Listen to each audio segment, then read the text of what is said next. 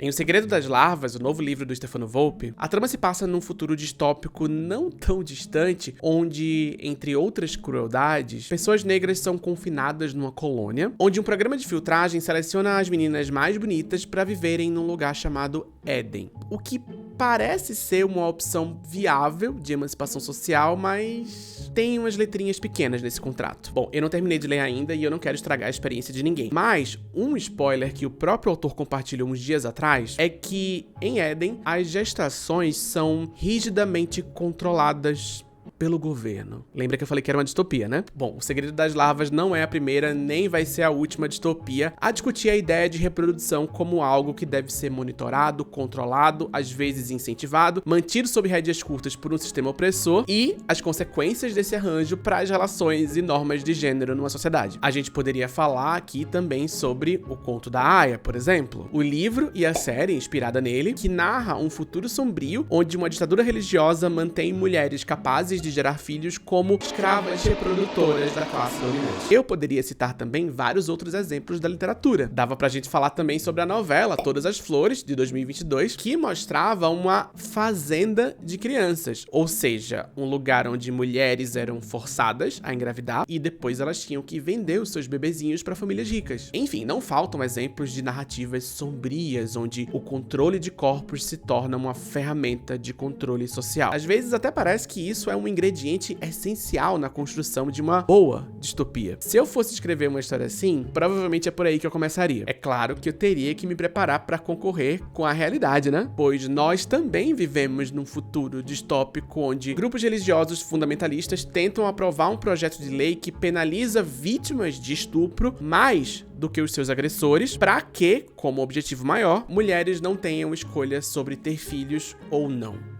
Pois é, né, gente? Ser um contador de histórias no Brasil é uma constante competição com a realidade, que se apresenta pra gente das formas mais sombrias até as mais ridículas. Mas o vídeo de hoje é sobre cinema brasileiro, pra ser específico. E nessa trajetória, a do nosso cinema, a gente conseguiu criar narrativas e universos tão ricos, tão distópicos, tão assustadores, que às vezes fazem a gente pensar que será que eu já não vivo aí?